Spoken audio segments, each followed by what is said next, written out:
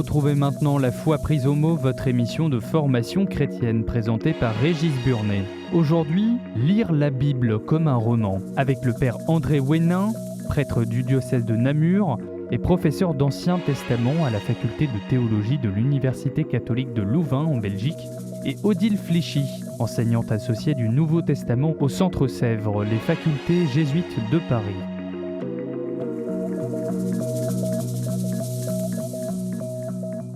Bonjour et merci de nous retrouver pour La foi prise au mot, votre rendez-vous de formation. Cette semaine, je vous propose une émission biblique que nous commencerons par une question un peu provocatrice. Peut-on lire la Bible comme un roman ? À première vue, non, ce serait mal traiter la parole de Dieu et pourtant, à bien y réfléchir, n'est-ce pas ainsi que nous sommes entrés dans les évangiles en étant séduits par la figure de Jésus ou enchantés par l'une ou l'autre de ses aventures ? Alors, d'où vient cette fascination et en quoi a-t-elle pu changer notre foi ? Une technique d'analyse de la Bible cherche à répondre à ces questions, l'analyse narrative. Et pour nous en parler, deux invités. Le père André Wénin, bonjour. Vous êtes prêtre du diocèse de Namur en Belgique et vous êtes professeur d'Ancien Testament à la faculté de théologie de l'Université catholique de Louvain, également en Belgique. Madame Odile Fléchy, bonjour. Bonjour. Vous êtes enseignante, associée de Nouveau Testament au Centre Sèvres, les facultés jésuites de Paris. Alors, j'ai commencé mon introduction en parlant d'une analyse nouvelle et j'ai envie, encore une fois, de vous poser une question là aussi provocatrice parce que quand on a lu et relu des textes d'exégètes, de gens qui analysent la Bible, on a eu quelquefois un sentiment un peu compliqué. C'est-à-dire que soit on trouvait que c'était très obscur, que votre travail était très compliqué, soit au contraire qu'on mettait en place des choses tellement compliquées pour arriver à une lecture toute simple. Alors, est-ce que c'est ça votre métier ? Est-ce que c'est faire accoucher la montagne d'une souris ? Écoutez, j'espère que non. Je crois que le métier d'exégète, comme le mot le dit, ça consiste à aider à faire sortir, conduire hors du texte, le sens du texte, de manière à aider à une intelligence, à interpréter ce texte qui conduise à une intelligence de la foi. Donc, alors c'est vrai que quelquefois l'exégèse a pu paraître, parce qu'elle se veut rigoureuse, parce qu'elle se veut scientifique, parce qu'elle regarde les textes dans la langue d'origine, l'hébreu, le grec, alors parce qu'elle se pose des questions d'histoire, voilà. Pour tout ça, elle a pu quelquefois peut-être paraître une discipline compliquée, oui, voire obscure, mais non, je ne crois pas. André Wénin, vous êtes d'accord ? Oui, c'est tout à fait. C'est-à-dire que dans toute discipline universitaire ou de recherche, il y a forcément un certain nombre d'appareils, de méthodes que l'on utilise pour permettre au texte de délivrer ce qu'il a à dire. Et tous ces appareils de lecture, au fond, c'est ce qu'on appelle les méthodes. Oui. Et une méthode historique va se partir de la question, mais quelle est l'histoire qui se cache derrière le texte ? Et puis les exégètes vont être amenés à dire, mais c'est pas seulement quelle est l'histoire qui se cache derrière le texte, mais quelle est l'histoire du texte ? D'où vient-il ? Pour qui a-t-il été écrit ? Pour quel public ? Pour répondre à quel besoin, etc. On pourra poser d'autres types de questions plus sociologiques. Quel était le milieu social dans lequel tel texte a été écrit ? On se posera des questions sur la manière dont le texte fait sens, on fera de la sémiotique, etc. Donc les différentes méthodes, au fond, cherchent à aborder le texte à partir d'une question qu'on se pose vis-à-vis du texte. Et en fonction de cette question-là, on développe un certain nombre de questions à poser au texte. Oui. Et c'est ce qu'on appelle une méthode qui a forcément aussi un aspect un peu technique, qui suppose de la rigueur de travail. Et en ce sens-là, le travail d'exégète, effectivement, peut paraître un travail un peu ardu, parfois un peu obscur. On ne voit pas toujours bien pourquoi on fait cela. Mais enfin, je pense que les exégètes espèrent tous que leur travail, d'une certaine manière, puisse servir à éclairer le lecteur humain ou le lecteur croyant de l'Écriture, de telle sorte qu'il y trouve un chemin d'humanité ou un chemin de croyance. Oui. Il y a une formule que j'aime bien pour dire un peu notre travail. C'est une formule que j'ai entendue pendant mes études, que le travail sur le texte biblique, ça consiste à donner la parole au texte jusqu'à ce que le texte me donne la parole. Et je trouve que ça dit assez bien, c'est une jolie formule qui montre bien tout ce travail de mettre le texte à distance, de l'interroger avec les outils adéquats, avec une rigueur, et en même temps jusqu'à ce que le texte me parle et débouchent sur, nourrissent ma foi en quelque sorte. Au Voilà. fond, on pourrait dire que les méthodes qu'on utilise, ce sont des instruments qui permettent au lecteur de respecter le texte pour que le texte dise ce qu'il dit et non pas ce que j'ai envie qu'il dise. Tout à fait. Alors, venons-en à cette méthode d'analyse narrative. C'est quoi la question? Vous avez dit, je trouve que c'est une très bonne façon de commencer. Une méthode, c'est d'abord une question. Alors, quelle question pose l'analyse narrative au texte? Eh bien, c'est comment fais-tu pour raconter ton histoire? Ça, c'est la question de base de l'analyse narrative. Donc, comme un roman, lire comme un roman. Oui, on peut dire ça. Au fond, il y a 36 manières de raconter une même histoire, 36 façons différentes, en fonction du personnage qu'on va mettre en avant, en fonction qu'on fait dialoguer ou pas les personnages. Enfin, on verra ça par après, j'imagine. Oui. Et donc, c'est vraiment l'idée qu'il y a une différence entre l'histoire que l'on raconte et la manière dont on la raconte, parce que c'est la manière dont on la raconte qui va provoquer chez l'auditeur, chez le lecteur, un certain type de réaction. Au fond, un récit programme chez son lecteur les réactions qu'on voudrait qu'il ait. Alors, il n'a pas toujours, mais... Et le fait de programmer, donc c'est ce qu'on appelle la mise en récit d'une histoire, et précisément l'analyse narrative regarde comment telle histoire est mise en récit pour voir quel type d'impact cette histoire peut avoir chez le lecteur. Et du coup, je pense aussi que en étant attentif à la manière dont l'histoire est racontée, on entre dans le projet théologique de l'évangéliste Oui, parce ou que du narrateur. c'était un peu mon introduction. Lire la Bible comme un roman, est-ce que ce n'est pas une façon de la placer au même niveau que les romans de gare? Alors, je ne crois pas, puisque, ceci dit, on peut toujours être attentif dans n'importe quel texte à lire le texte, écouter ce que le texte dit. Et c'est vrai que dans la manière de raconter, on apprend un certain nombre de choses sur celui qui raconte. Oui. Hein, je ne sais pas ce que vous en pensez. Vous parlez de romans de gare, mais... Parler d'un roman de gare, c'est parler d'un roman qui se lit un peu n'importe comment. Il y a aussi des romans qui ont du corps, qui ont de la profondeur humaine, spirituelle, etc. Ouais. Et au fond, quand il s'agit de lire la Bible comme un roman, c'est pas forcément de lire la Bible comme un roman de gare, mais plus exactement comme un roman qui délivre une vérité humaine, une vérité de foi profonde, que l'analyse narrative cherche à mettre au jour à sa propre façon. Alors vous regardez quoi dans le texte par rapport aux autres? On imagine que ceux qui font de l'analyse historique regardent, essaient de trouver des correspondances entre le texte et ce que découvre l'archéologie, par exemple. Vous vous intéressez à quoi? On va faire des exemples. Oui, mais je pense qu'il faudrait commencer par dire, je pense que vous serez d'accord, que quelle que soit la méthode, ce que toutes les lectures ont en commun, c'est qu'on commence par lire le texte. Donc l'analyse littéraire que l'analyse narrative va développer, elle est le fait de toutes les autres méthodes, parce que si on ne commence pas par lire le texte, à la limite, on ne sait même pas quelle question on veut lui poser après. Oui. Donc, de ce point de vue-là, c'est pas nouveau.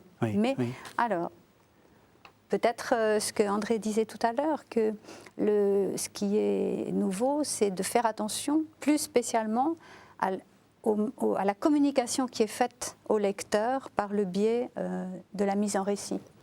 Voilà. Donc on va être attentif par exemple à la manière dont on construit ce qu'on appelle l'intrigue, qui n'est pas simplement le résumé de l'action, mais qui est la manière de mettre en séquence, avec des allers-retours, avec une chronologie qui est un peu manipulée, des choses comme ça, parce que c'est précisément la manière dont un lecteur aborde un texte dans le fil où il est écrit qui va l'impressionner d'une certaine manière. On va faire attention aux personnages aussi, comment sont construits les personnages, est-ce qu'on les fait parler, en quoi leurs paroles les révèlent, parce que dans la Bible il y a très peu de descriptions par exemple des personnages, l'apparence extérieure n'est pratiquement jamais abordée. En revanche, le fond des personnages est mis en relief par l'action qu'on raconte d'eux, par la manière dont on les fait parler. On va être attentif aussi à des choses comme le point de vue, par exemple. Au cinéma, on comprend très bien ce que la caméra est toujours à un certain endroit et montre toujours une certaine partie des choses. D'un point de vue narratif, le narrateur fait la même chose. Il raconte, alors c'est beaucoup moins sensible qu'au cinéma parce qu'on n'a pas d'œil, on est dans la littérature, mais être intéressé par la manière dont le narrateur place la caméra, ce qu'il donne à voir à partir de là, est tout à fait révélateur aussi de la manière dont l'histoire est racontée. Alors, Odile peut certainement en ajouter d'autres. Non, je trouve que, je précise, c'est vrai que par exemple faire attention à la gestion du temps, c'est extrêmement important. Selon les livres de la Bible, le narrateur va prévenir son lecteur, va dire à l'avance ce qui va se passer, ce qui fait qu'on ne va pas lire tout à fait de la même façon ce qui vient, ou au contraire, jouer sur le suspense que l'on découvre en même temps que les personnages. Donc ça, c'est Et ça a du outil sens, intéressant. ça a un sens théologique? Est-ce que ça permet de... Parce que justement, le but, c'est quand même de découvrir la profondeur du texte. C'est pas simplement de dire, voilà, il est construit, regardez comme il est joli. Absolument. Ouais. C'est-à-dire que chaque narrateur va choisir sa manière de raconter en fonction des repères qu'il veut donner à son lecteur pour le conduire à l'interprétation, enfin à la compréhension des événements, du sens des événements, de ce qu'il veut dire. Et puis plus globalement, je trouve que Robert Alter, qui est un des premiers pionniers de cette méthode, voilà, qui est un juif américain qui travaillait en littérature sur Stendhal et puis qui s'est mis à lire la Bible avec les mêmes outils de lecture, il montre très bien qu'au fond, et c'est là qu'à mon avis le sens théologique est en jeu, que la Bible, au fond, elle raconte quoi? Elle raconte l'aventure commune de Dieu et des humains. D'abord avec le peuple d'Israël et puis avec Jésus dans le Nouveau Testament. Et que c'est précisément cette manière de raconter Dieu qui a un projet pour l'humanité, qui est un projet de vie, qui est là présent depuis la création, et puis la liberté humaine qui résiste, qui déplace les choses. Et donc le récit biblique ou les récits bibliques sont théologiques, profondément théologiques, parce que précisément ils mettent en scène, en récit, la manière dont Dieu et les hommes peuvent combiner leur liberté, si je peux dire, pour arriver, on peut espérer en tout cas, à un message qui au terme aboutit au salut de l'humanité, où le projet de vie de Dieu se réalise. Mais comme Dieu ne réalise pas son projet sans tenir compte des humains et de leur liberté, eh bien, le récit entre en quelque sorte dans le cambouis, si je peux le dire, c'est le point de cette articulation entre Dieu et les humains. Et donc, il donne à penser d'un point de vue théologique profondément.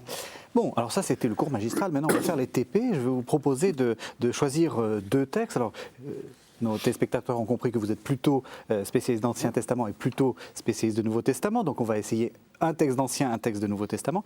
On va commencer par le texte de l'Ancien Testament. Je vous propose d'entendre le texte du deuxième livre de Samuel, au chapitre 12, les versets 1 à 7. C'est l'histoire de Nathan.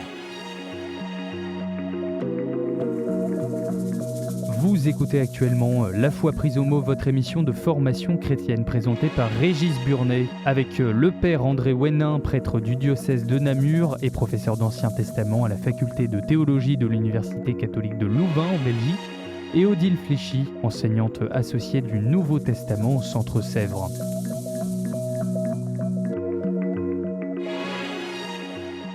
Le Seigneur envoya Nathan à David. Il alla le trouver et lui dit: il y avait deux hommes dans une ville, l'un riche et l'autre pauvre. Le riche avait force moutons et bœufs. Le pauvre n'avait rien du tout sauf une agnelle, une seule petite qu'il avait achetée. Il la nourrissait, elle grandissait chez lui en même temps que ses enfants. Elle mangeait de sa pitance, elle buvait à son bol, elle couchait dans ses bras. Elle était pour lui comme une fille. Un hôte arriva chez le riche. Il n'eut pas le cœur de prendre de ses moutons et de ses bœufs pour apprêter le repas du voyageur venu chez lui. Il prit l'agnelle du pauvre et l'apprêta pour l'homme venu chez lui. David entra dans une violente colère contre cet homme et il dit à Nathan: par la vie du Seigneur, il mérite la mort. L'homme qui a fait cela, et de l'agnelle, il donnera compensation quadruple pour avoir fait cela et pour avoir manqué de cœur. Nathan dit à David: cet homme, c'est toi.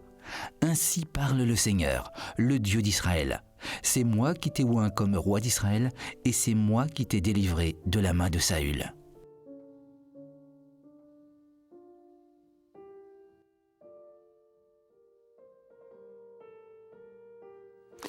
Alors voilà, c'est un texte qui est intéressant parce que, à première vue, c'est une charmante histoire. C'est une charmante histoire, mais il faut quand même la mettre en contexte pour voir, parce qu'elle intervient à l'intérieur d'un récit plus long, et elle ne prend sens évidemment que dans le contexte du récit plus long.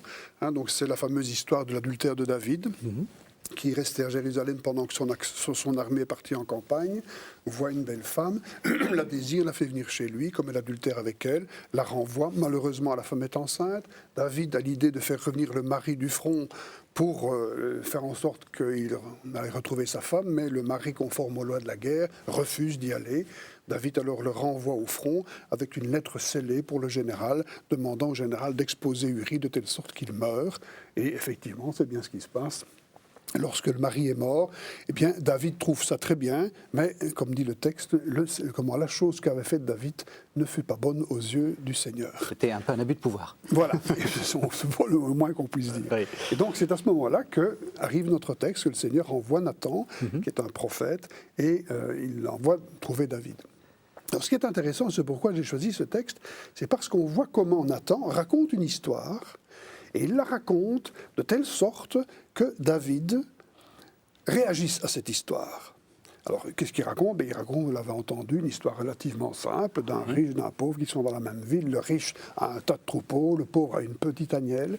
Et si vous avez bien entendu le texte, vous avez remarqué que lors de la description de l'agnelle, Nathan, le narrateur, s'attarde à faire une petite scène pastorale très gentille, très douce, mais en même temps qui montre tout l'investissement affectif que le pauvre a mis dans cette seule agnelle qu'il a achetée, qu'il élevait avec ses enfants, qu'il dort dans son lit, etc. Et donc, le narrateur Nathan fait en sorte que David est plein de sympathie pour ce pauvre, au point que lorsque Nathan va raconter alors comment ce riche sans cœur va aller prendre la brebis du pauvre pour la servir précisément à un voyageur qui est venu pour lui, David ne peut que se révolter devant cet acte qui crie vengeance au ciel. Et c'est tout à fait typique que David, par exemple, commence par condamner l'homme à mort, alors que pour un vol, il devrait le condamner, en fait, à rembourser au quadruple, ce qu'il dit après d'ailleurs. Oui, c'est la loi qui prévoit ça. Et donc, Nathan a raconté son histoire de telle sorte que David se met en colère. Et c'est ça qui est extraordinaire, c'est qu'on voit comment, en racontant une histoire, on peut manipuler celui qui est devant. Et alors, pourquoi ici Nathan manipule-t-il David? Il manipule David pour faire en sorte que David juge cet homme riche, sans savoir qu'il se juge lui-même. Et là, il y a la pédagogie du récit est absolument merveilleuse. Parce qu'au fond, qu'est-ce que fait David? Qu'est-ce que fait Nathan? Il amène David à condamner en bon roi qu'il est, en roi juste qu'il est, le mauvais roi qu'il a été. Et donc, mais c'est important parce que ça veut dire que David sait qu'en même temps, il a un roi qui est péché, et en même temps qu'il reste un roi juste, puisqu'il est capable de porter sur sa propre attitude, une attitude d'un roi qui est droit, un roi selon le cœur de Dieu.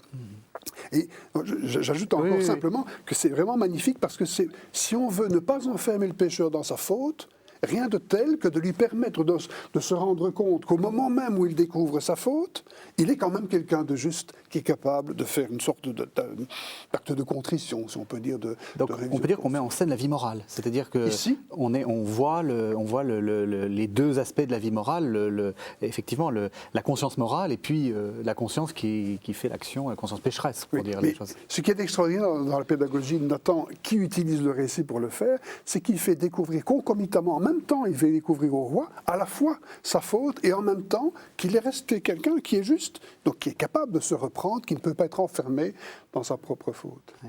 C'est ce que fera Jésus par exemple, je pense à la parabole des vignerons homicides, où Jésus, racontant une histoire, une parabole, pose la question aux interlocuteurs. Et que fera le maître de la vigne? Et ce sont les interlocuteurs eux-mêmes qui disent il renverra, il mettra d'autres métayers à la place. Voilà. Donc on peut dire que c'est une parabole. Il est en train, ça fonctionne un peu comme un sens parabolique. Enfin, c'est un sens parabolique. Oui. Ça fonctionne comme une parabole et en même temps, la version grecque de ce texte présente Nathan, il vient chez David et il lui dit « j'ai un cas à te soumettre ». Autrement dit, il vient comme si c'était une histoire vraie. Ce qui n'est pas dans le... Pas dans l'hébreu. Mais en même temps, c'est extraordinaire comment Nathan, racontant une histoire qui a l'air d'être une parabole, provoque chez David un accès de colère. Est-ce qu'on se met en colère contre des personnages fictifs? Non, c'est donc que David a aperçu qu'il s'agit là d'un cas qui pourrait être réel et que parce que c'est un cas qui peut être réel, il ne peut que mettre en colère un roi juste qui voit agir son citoyen d'une telle manière. Enfin. Est-ce qu'on ne se met pas en colère contre des personnages même de papier? Oui, bien sûr. Je veux dire, parce que justement, ce que vous êtes en train de montrer, c'est le fonctionnement littéraire. C'est le fait qu'on peut souffrir à la place de quelqu'un, on peut pâtir à la place de... C'est comme quand vous avez peur pour un personnage, quand vous lisez un roman, comme quand vous vous mettez en colère devant une situation injuste que vous avez lue simplement, tout simplement parce que la fiction a ce pouvoir de vous renvoyer une vérité qui est plus forte que la vérité simplement de faits singuliers, parce que c'est une vérité profondément humaine. Oui. Je pense que là, qui ne se sentirait pas plein de pitié pour ce pauvre et plein d'indignation pour ce riche qui n'a, sans aucun sentiment, prend la nielle, la prête et la prend pour son hôte. Donc le texte marque bien sa sécheresse de cœur, alors que par opposition. Donc je pense que là, on ne peut que... On joue sur l'émotion quand même du lecteur, c'est clair. Enfin, mais en même temps, j'aimerais bien ajouter à ceci qu'en fait, donc, tout ça, cette histoire où Nathan vient provoquer David en quelque sorte à réagir par rapport à une histoire qui est fictive, mais qui malheureusement n'est que trop réelle, parce qu'on le sait bien, c'est un cas qui n'est pas que fictif. Hein, ce qui est intéressant, c'est que le lecteur assiste à ça. Oui, donc le lecteur voit un personnage raconter une histoire à un autre personnage et faire réagir ce personnage. Mais le lecteur, lui, il domine en quelque sorte l'histoire, puisque alors que Nathan ne sait pas ce qui s'est vécu précédemment, nous le savons. Et ce qui est extraordinaire, c'est que le lecteur, quand il entend Nathan en train de raconter à David cette histoire, il comprend peu à peu que ce n'est pas que l'histoire d'un homme riche et d'un homme pauvre, mais que c'est l'histoire de David lui-même. Et la manière même dont l'histoire est écrite, hein, le narrateur utilise des mots qui renvoient explicitement à ce qui s'est passé dans la scène précédente de l'adultère et du meurtre. Et ça, c'est tout à fait intéressant, parce que alors le lecteur se rend compte qu'il s'agit de David bien avant que David ne s'en rende compte. Et quand David se condamne l'homme, le lecteur avisé sait très bien qu'il est en train de se condamner lui-même. Oui, il y a des jeux comme ça de mise en perspective qui sont tout à fait intéressants. Vous voulez dire que par exemple dans la description que Nathan fait de la brebis, il va un peu trop loin. Qui couche sa brebis dans ses bras, et là le lecteur se dit il y a quelque chose qui ne va pas. Quoi. En fait, il y a une série de mots très, très clairs. C'est manger, donc elle mangeait de sa pitance, elle buvait à son bol, elle couchait dans ses bras. Il était pour lui comme une fille, et le mot fille, c'est Bat, qui renvoie à Bathsheba, c'est-à-dire la fille de Sheva, qui est Bethsabée. Et donc le lecteur perçoit très bien de quoi il s'agit. Quel est cet agnelle que le riche a prise. Et donc, à la fois, il est dans l'histoire de Nathan, parce que c'est Nathan qui raconte cette histoire, et en même temps, il maîtrise cette histoire et il se rend compte que la réaction que David va avoir par rapport à l'histoire est en fait la réaction qu'il aura par rapport à ce que lui-même a vécu, par rapport à ce que lui-même a fait. Et on retrouve la même chose dans les paraboles de Jésus, où le lecteur, dominant les choses, voit davantage que les personnages qui sont impliqués. Mais justement, est-ce que le fait qu'il le voit, ça lui permet de changer son comportement? Parce que le but, c'est quand même ça. Le but, c'est pas qu'on raconte des jolies histoires, c'est aussi que ça provoque une réaction de foi, ou que ça provoque une réaction peut-être morale, ou des choses comme ça. Alors, là, je ne sais pas, moi je ne dirais pas directement, mais ce que je trouve intéressant, c'est que ce procédé fait progresser l'intrigue. C'est-à-dire que c'est l'histoire de David, c'est l'histoire de la royauté de David, et on va continuer. Hein. Le deuxième livre de Samuel n'est pas terminé. Donc cette histoire va avoir une suite. Enfin, je dirais que David ait pris conscience de sa faute. Bon, ça va influer sur la suite, je pense, non ? Tout à fait. Et donc là, j'insisterai sur ceci parce que, au fond, on a l'habitude, quand on va à la messe ou des choses comme ça, c'est de lire le texte biblique en petites tranches, sans jamais avoir l'ensemble d'une intrigue. Or, ce que montre précisément l'analyse narrative, c'est que chaque péricope, donc chaque texte qu'on lit le dimanche, fait partie en fait d'un ensemble plus vaste, mais le fait que l'on utilise ça dans la liturgie ou dans la catéchèse nous laisse penser que chaque texte individuel va délivrer un message particulier. Alors que je pense que, par exemple, dans l'histoire de David, c'est beaucoup plus le parcours humain que David connaît à l'intérieur du peuple, dans relation avec Dieu, dans les crises que le peuple est en train de traverser ou que lui-même traverse. C'est cet itinéraire humain qui peut donner à penser, c'est cet itinéraire humain qui peut voir comment un homme, dans les contradictions de l'histoire, dans les contradictions du pouvoir, peut traverser tout ça pour rester malgré tout fidèle à Dieu, même dans ses infidélités. Et donc ça, c'est quelque chose qu'on ne peut voir que lorsqu'on a lu un ensemble, lorsqu'on a lu tout un évangile pour le Nouveau Testament, lorsqu'on a lu toute cette histoire. Donc il faut tout lire. Et précisément, l'analyse narrative, c'est ce qu'elle donne comme recommandation implicite au lecteur. Ne vous contentez pas de petits morceaux. Ne vous contentez pas du saucisson en tranches. Vous êtes d'accord? Tout à fait. De toujours remettre le passage qui a sa signification effectivement quand on l'isole, mais de ne pas oublier qu'il est au service d'un grand récit, ce qu'on appelle l'ensemble du récit, et qui lui donne, il y a une interaction au niveau de la signification qui est quand même importante. Alors André Ouénin, dans ce que vous avez dit comme ça en passant, finalement le fait que ça soit raconté, c'est parfois plus fort, peut-être plus vrai que la réalité elle-même. C'est intéressant parce que c'est vrai qu'on justement avec la Bible on a eu un rapport un peu conflictuel avec l'histoire en disant ça c'est vrai, ça c'est faux, il n'y a pas de traces archéologiques, etc. Vous vous dites ça n'a pas d'importance. Mais je ne dis pas que ça n'a pas d'importance en tant que tel, mais au regard de la narratologie, ça n'a pas vraiment d'importance. Ouais. Parce que, au fond, mais ça c'est les grands herméneutes du XXe siècle, notamment Ricoeur, ont insisté sur cette idée qu'au fond, la fiction a un pouvoir de faire devenir la vérité. Ce qui est exactement ce qui se passe dans le cas de notre texte. C'est la fiction qui amène à faire la vérité. Pourquoi ? Parce que la fiction a un pouvoir d'universalisation beaucoup plus grand que ce qui est exclusivement un fait précis, un fait qui s'est passé une fois, qu'on pourra raconter. Et c'est seulement, par exemple, on pourra comparer un livre d'histoire, au sens strict du terme, et un roman historique. Qu'est-ce que fait le roman historique par rapport au livre de l'histoire ? Le livre d'histoire doit se concentrer sur la reconstitution du passé. Alors que le roman historique, parce qu'il fait parler les personnages, parce qu'il les fait interagir, etc., permet de voir le message universel qui peut se dire à l'intérieur d'un fait passé.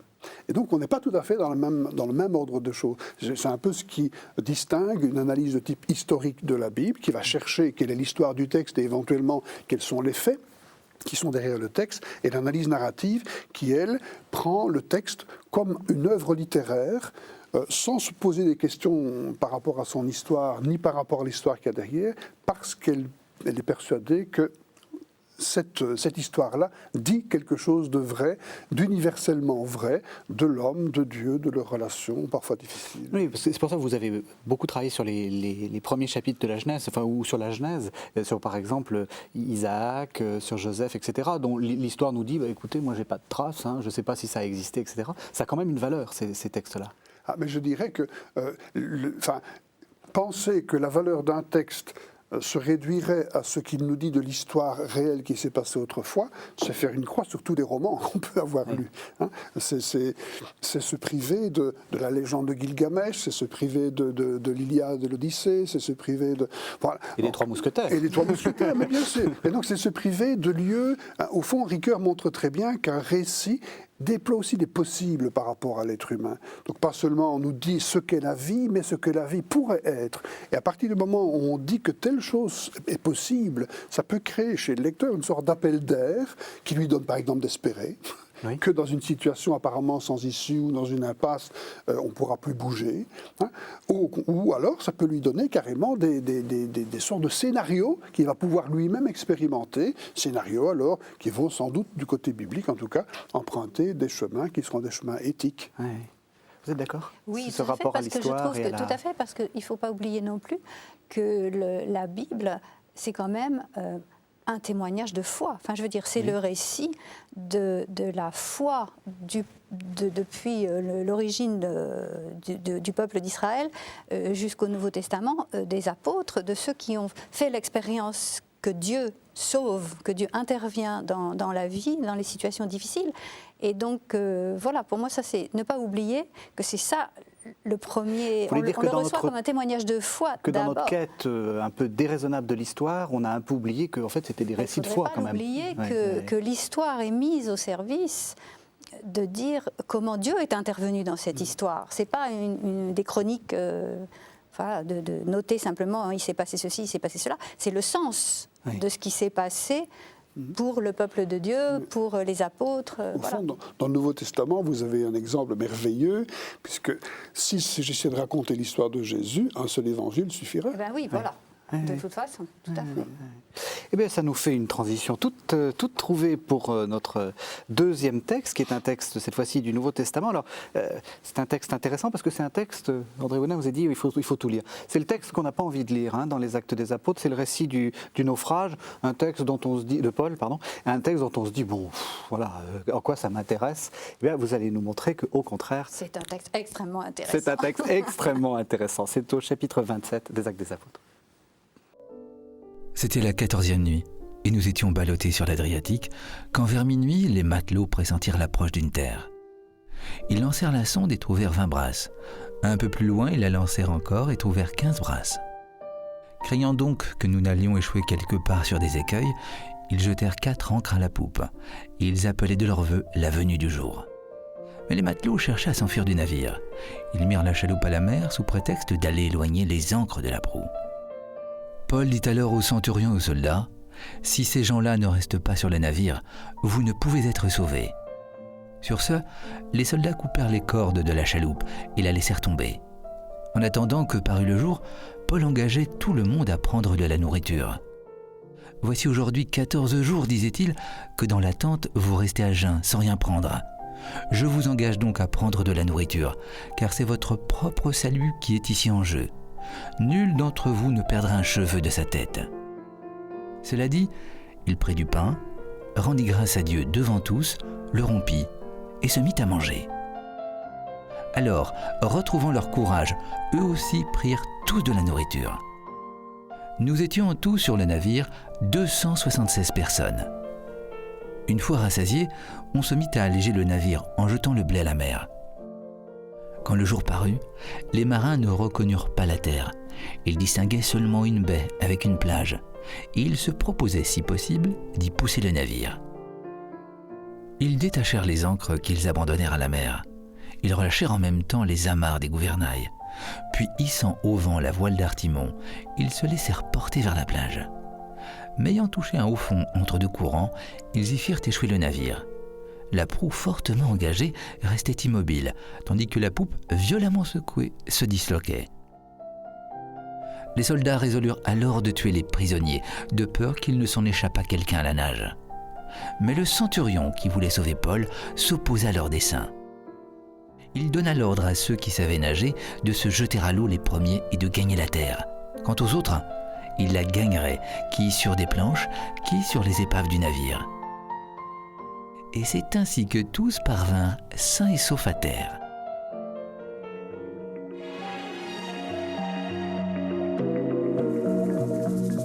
Vous écoutez actuellement La foi prise au mot, votre émission de formation chrétienne présentée par Régis Burnet, avec le père André Wénin, prêtre du diocèse de Namur et professeur d'Ancien Testament à la faculté de théologie de l'Université catholique de Louvain en Belgique, et Odile Fléchy, enseignante associée du Nouveau Testament au Centre Sèvres.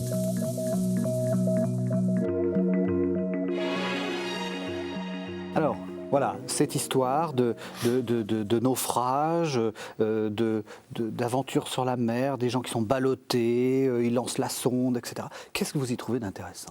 Alors, peut-être là aussi, il faut remettre le passage dans son contexte. Bon, il aurait fallu avoir le temps de prendre l'ensemble du chapitre 27 pour avoir l'ensemble du récit de la traversée. En fait, nous sommes à la fin du livre des Actes des Apôtres, à la fin de son procès à Césarée. Paul a fait appel à la justice de l'empereur. Car il est citoyen romain. Car il est citoyen romain. Et alors, il a été emmené par un centurion, le centurion Julius, qui l'embarque avec d'autres passagers pour aller à Rome.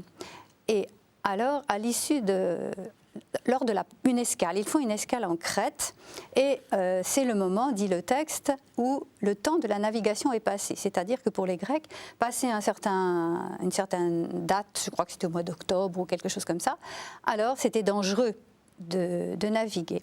Et alors, curieusement, Paul, qui est prisonnier sur le bateau, va trouver le centurion et le capitaine et leur dit « Je vais vous dire une chose, c'est très dangereux de partir, il ne faut pas partir. » Et pour nous, pour le lecteur, c'est très curieux, on se dit « Mais de quoi il se mêle ?» Puisque jusqu'ici, Paul n'a aucune compétence.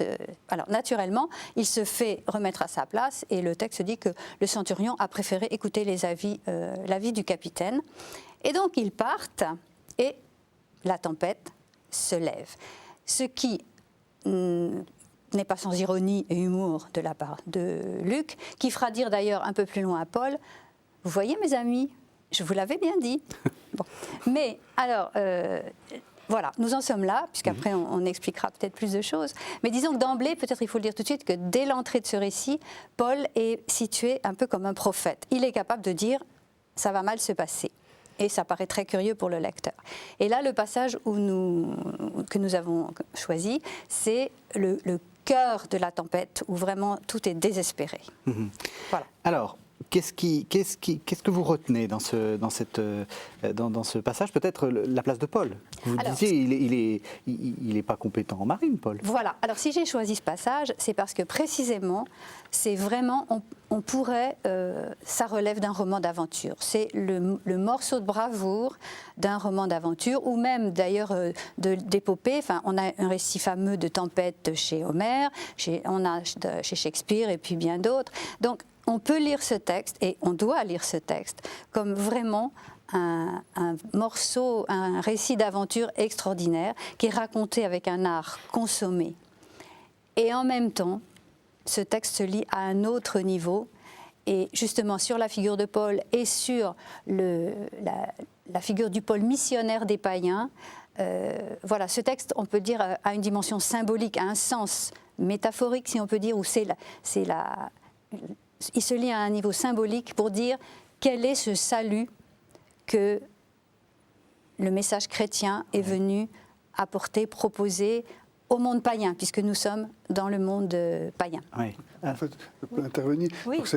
Donc dans un roman dont je parlais tout à l'heure, donc un roman qui a du corps d'un point de vue, là aussi on peut lire simplement le roman pour l'histoire de manière très superficielle, mais si c'est un vrai roman, un roman qui est riche, forcément il y aura un autre niveau de signification, et ici c'est clairement un niveau de signification qui est de l'ordre de la foi, qui est de l'ordre du message de l'Évangile. Alors expliquez-nous, parce que moi là pour l'instant je lis mon roman, et alors c'est très bien écrit, hein, il y a beaucoup de termes de marine que la traduction a un peu simplifié, parce qu'il y a d'autres traductions beaucoup plus complexes. Qu'est-ce que ça nous dit? Regardez, le premier passage, nous sommes en plein drame. Cela fait 14 nuits, tout le monde est ballotté, et voilà. Et enfin, au bout de 14 nuits, espoir. Oui. Les marins, les matelots pressentent l'approche d'une terre. Alors là, procédé classique dans un roman d'aventure, on tient le lecteur en haleine. Oui. Alors on ne va pas nous dire qu'ils vont tout de suite arriver. Alors qu'est-ce qu'ils font? Ils trouvent 20 brasses. Un peu plus loin, ils trouvent 15 brasses. Donc l'espoir se précise. Oui. Mais la menace est toujours là. On risque toujours d'échouer sur des écueils. Et alors on jette les ancres et on appelle de tous nos voeux la venue du jour. Donc c'est vraiment, on est dans... Bon. Alors, après quelque chose de tout à fait intéressant. À ce moment-là, péripétie, les matelots décident qu'ils vont abandonner le navire, qu'ils vont partir avec la chaloupe. Donc péripétie terrible, parce que si les matelots s'en vont, que vont faire les passagers? C'est sûr qu'ils sont perdus. Alors Paul, notre héros, va voir le centurion, et il a cette phrase de bon sens, à premier niveau, de bon sens parfait. Si ces gens-là ne restent pas sur le navire, vous ne pouvez pas être sauvés, c'est clair. Mais le mot « sauver », le verbe « être sauvé », vous voyez qu'on peut entendre autre chose, et qui est très intéressant. Si une partie s'en va, alors personne, il n'y a pas de salut pour quelques-uns. Voilà. Donc l'idée, c'est que le salut qui est proposé, il est pour tous, et pas pour quelques-uns. Déjà, vous voyez comment ça joue. Alors du coup, les soldats interviennent, ouf, ça va. Et alors, deuxième passage encore plus important et qui est connu. Ce repas, Paul leur dit, voilà, ça fait 14 jours que personne n'a mangé, ils sont tous en train de quasiment mourir, et de faim et de désespoir, et il les encourage à manger. C'est votre propre salut qui est en jeu. Vous voyez là encore ce mot dont nous, lecteurs, nous entendons une double signification. Mais au niveau de l'histoire, c'est clair, vous allez mourir de faim. Et regardez les verbes qui sont employés. Il prend du pain, il rend grâce, il le rompt, il mange et ils mangent tous. Alors, repas quasi eucharistique. Il est en train de nous faire une messe. Voilà. Alors, en même temps, vous voyez bien qu'au niveau de l'histoire racontée, on est avec des prisonniers païens. Paul n'a pas célébré la messe sur le bateau. Mais il a donné à manger du pain qui a rendu la vie. Qu'est-ce d'autre? Et tous sont pleins de reconnaissance et on rend grâce à Dieu pour la vie. Et le pain qui nourrit, la signification, elle est là. Donc c'est un très bel exemple pour montrer que la signification profonde est en fait accessible au seul lecteur. Donc les personnages du récit ne savent pas ce que Paul est en train de faire, mais le lecteur comprend tout de suite qu'il est en train de faire un geste qui est directement lié au salut en Christ. Mais c'est seulement le lecteur qui peut percevoir ça. Absolument. Alors, si on peut continuer. Ah oui, allons-y, parce que là, on aimerait savoir la fin. Ils reprennent courage. Vous voyez que cette intervention, voilà. Et nouvel espoir, on allège le navire, on décharge le navire, parce qu'on dans l'espoir d'arriver à la terre.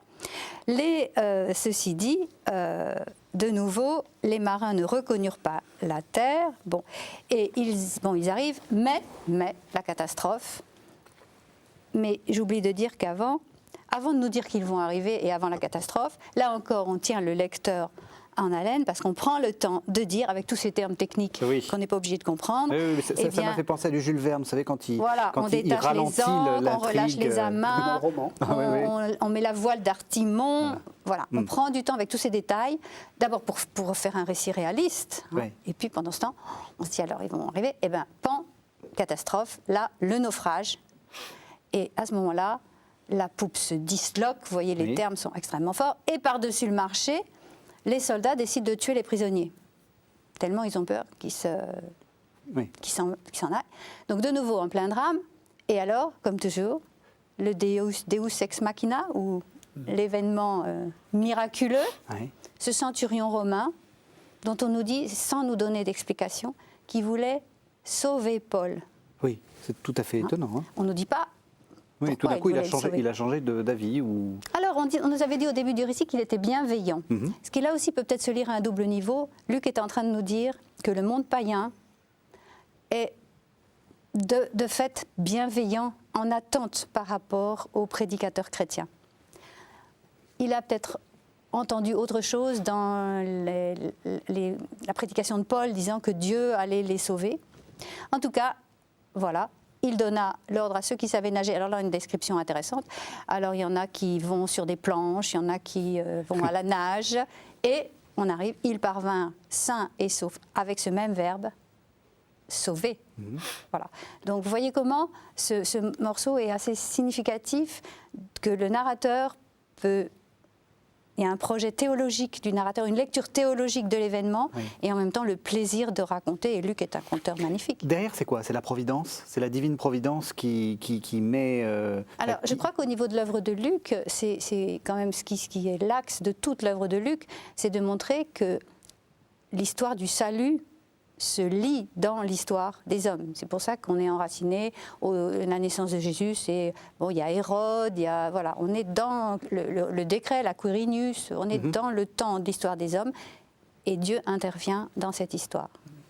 Moi, j'ajouterais quelque chose à partir d'un point de vue d'un Ancien Testament, parce que c'est clair qu'une tempête, il y en a une autre dans l'Ancien Testament, c'est dans le chapitre 1 du livre de Jonas, où on a un prophète qui refuse de faire ce que Dieu lui a dit, qui s'enfuit, qui est pris dans une tempête, qui va finir dans l'eau. Et l'écho, je ne sais pas si c'est voulu de la part de Luc, mais l'écho pour le lecteur qui lit l'ensemble de la Bible, c'est au fond de voir comment un vrai prophète se comporte dans une tempête. Là où Jonas dit, c'est à cause de moi que la tempête vous est arrivée, prenez-moi, jetez-moi dans la mer et vous aurez le calme, ce qui se passe effectivement d'ailleurs, eh bien Paul est celui qui est tout le temps sur la brèche, comme un véritable prophète, puisque au point de départ il a dit, vous aurez des ennuis si vous y allez, effectivement ils ont des ennuis, mais où il est un prophète de Dieu, puisque ce qu'il vit, c'est le salut de tous, alors que précisément Jonas fuit loin de Ninive parce qu'il ne veut pas le salut des païens. Et donc, Paul acquiert ici, donc sur cet arrière-plan de la tempête de Jonas, Paul acquiert un statut de prophète qui fait bien son métier parce que précisément, il annonce à tous le salut de tous. Voilà. Vous êtes d'accord? Tout à fait, c'est tout à fait intéressant. Moi, c'est aussi ce côté très compétent de Paul qui est assez frappant. Comment est-ce qu'on peut l'expliquer? Parce qu'on a l'impression que tout d'un coup, il devient la personne ressource, comme on dit maintenant, celui qui est inspiré par l'esprit. On a un peu cette impression-là, mais rien ne le dit. C'est-à-dire qu'il est campé d'emblée dans cette stature de prophète qui proclame, qui annonce le salut. Un petit peu avant, il est dit, Dieu m'a dit dans cette nuit, il le dit aux passagers, pas un de vous ne perdra un cheveu de sa tête. Enfin, il y a une annonce du salut. Et je crois que au moment où Paul va arriver à Rome, Luc veut montrer que sur cette mer qui est un peu le no man's land, dans un univers païen, parce que le bateau s'appelle Castor et Pollux, enfin, c'est à l'enseigne de Castor et Pollux, eh bien, Paul continue son témoignage, sa mission jusqu'au bout, pour aller, et d'ailleurs à Rome ça va continuer, puisque l'histoire ne se termine pas, il est toujours en train de prêcher quand le récit se termine. Une fois qu'on a lu ça, on dispose de quoi en tant que lecteur? On dispose de tout ce que vous avez dit, mais aussi d'images, d'un réservoir d'images qu'on va pouvoir réutiliser pour sa propre action. Est-ce qu'il faut faire la même chose quand on est dans la tempête? Ça, j'imagine que non. Est-ce qu'il faut... Vous voyez ce que je veux dire? Une fois qu'on a lu ce texte qui, a priori, n'est pas complètement dans un projet théologique très clair, on se dit pourquoi est-ce qu'il y a cette histoire-là? Pourquoi est-ce qu'on... Qu'est-ce qu'on a de plus? Mais je crois que si on prend en compte la cohérence du récit des actes, ce texte est essentiel au projet théologique de Luc. Oui. C'est-à-dire que Paul, en fait, a subi un procès. Il a été cité en justice par ses adversaires juifs et il a demandé à comparaître devant l'empereur. D'ailleurs, parce qu'il avait eu une révélation surnaturelle, un ange lui avait dit « Tu as témoigné pour moi, mais maintenant tu dois aller à Rome. » Donc, s'il va à Rome, Luc précise que c'est pour continuer sa mission de témoignage et ça va lui permettre d'arriver à Rome et là de retrouver la communauté juive de Rome.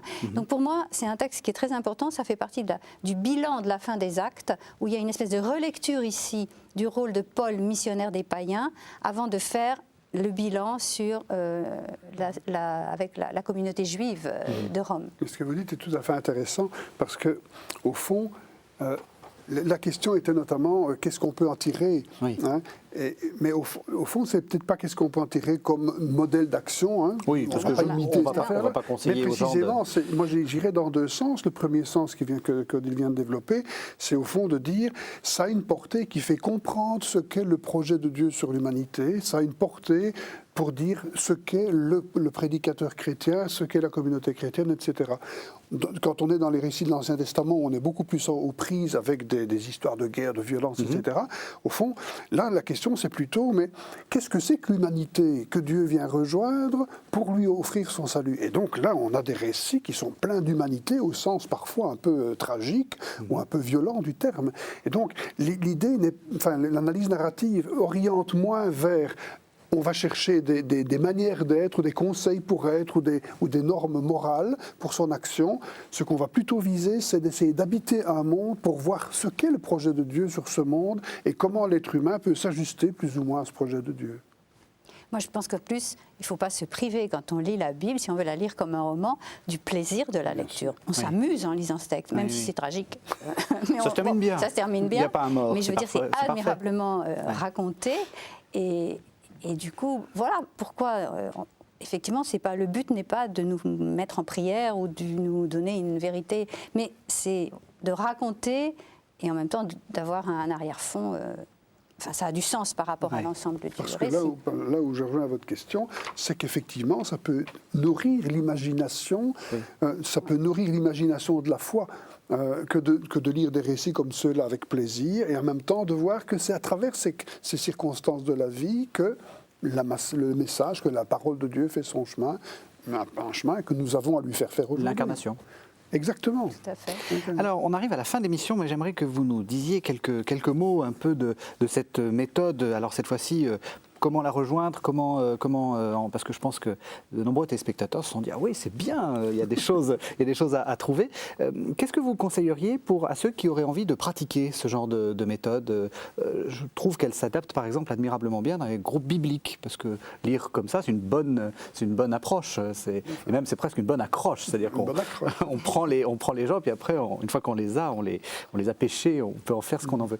Qu'est-ce que vous conseilleriez? Alors, une toute petite remarque auparavant, c'est clair qu'une méthode narrative est principalement destiné à lire les récits. Oui. Donc si on veut lire les psaumes, les prophètes, les lettres de Paul, c'est un peu différent. Hein. Ça c'est une première chose. Alors ce qu'il faut, moi je pense qu'en langue française, on a la traduction du livre dont on parlait tout à l'heure de Robert Alter pour lire les récits, L'art du récit biblique, hein, qui a été traduit en 99, Oui. hein, et qui est Je l'ai vraiment su. un ouvrage qui donne le goût et qui montre la fécondité de cette méthode-là, mais c'est exclusivement sur l'Ancien Testament. Pour le Nouveau Testament, Odile... Eh bien, on a donc pour lire les récits bibliques de Yvan Bourquin, Camille Daniel Marguerat, qui est un peu comme un manuel, qui explicite les catégories dont nous avons parlé, avec des exemples de textes. Donc c'est un ouvrage qu'on peut consulter quand on veut expliciter tel ou tel. Et les exemples sont pris dans les deux testaments, là. Voilà. Et puis à la fin, il y a même un ensemble, un récapitulatif des questions qu'on peut poser au texte quand on veut utiliser les outils de l'analyse narrative. Et même, il y a des exercices avec le corrigé des exercices à la fin. Tout à fait pédagogique. Et il existe un CD-ROM là-dessus, donc interactif. Alors, votre modestie va en souffrir, André Wénin, mais vous venez aussi d'écrire un texte avec Daniel Marguerat, qui est aussi une manière de rentrer dans la Bible, on peut dire. Ça s'appelle Saveur biblique. Saveur des récits bibliques. Saveur des récits bibliques, qui est paru chez Bayard, Élabore et de Fides. Alors là, il est sorti en librairie le 5 avril. Oui, donc c'est un outil que nous avons fait parce que les outils de base sont des outils qui sont désormais relativement connus et répandus. Par contre, faire entrer les gens dans la subtilité de la méthode, c'est peut-être autre chose. Et donc là, avec Daniel Marguerat, nous avons choisi une dizaine de textes que nous avions déjà écrits auparavant, nous avons adaptés pour montrer comment on peut aller plus loin dans l'analyse de l'intrigue, dans l'analyse des personnages, dans la question de l'ironie, ou du point de vue, etc. Et donc, c'est un livre de 10 chapitres qui introduit dans la méthode, dans ces subtilités qui sont parfois difficiles à faire comprendre à quelqu'un qui aborde pour la première fois la matière. Mais c'est un livre qui reste, je pense, lisible. Et alors, ceux qui sont vraiment accrochés peuvent aller à des colloques. Il y a des colloques qui sont avec un RENAB. Expliquez-nous de quoi il s'agit. Alors, le RENAB, Réseau de recherche en narratologie biblique et Bible. Narratologie et Bible. Alors, comment dire? C'est un ensemble d'institutions qui ont constitué un réseau de recherche en narratologie et Bible, et qui a un colloque, donc des facultés de théologie françaises, belges, suisses et canadiennes, Québec et Ottawa. Oui, donc francophone. Francophone. Dans l'hémisphère nord. Oui. Voilà. On devrait essayer de... Eh oui, en Afrique. Et qui organise un colloque tous les 2 ans, en tournant dans les diverses institutions, sur des sujets larges, qui amènent à utiliser la narratologie. Par exemple, au congrès que nous allons faire, au colloque que nous allons faire fin du mois de mai à Louvain-la-Neuve, il s'agit du lecteur. Quelques semaines. Voilà, c'est le lecteur qui sera au centre, parce que c'est une chose sur laquelle on a peu insisté, mais en fait, la narratologie montre quel est le rôle du lecteur, puisque le récit est raconté de telle sorte que le lecteur réagisse d'une manière ou d'une autre, quel est le rôle du lecteur dans la construction du sens du texte. Très bien, on donnera les informations si certains veulent aller à Louvain-la-Neuve sur le site de kto-tv.com. Alors, 2 livres dont vous n'avez pas parlé, mais que vous avez écrits. André Wénin, Joseph ou l'invention de la fraternité, c'est paru aux éditions Lessus. Et puis, La figure de Paul dans les Actes des Apôtres, c'est ce dont vous parliez, Odile Flichy, c'est paru aux éditions du Cerf. Comme je vous l'ai dit, vous pouvez nous retrouver sur kto-tv.com. Merci, à la semaine prochaine.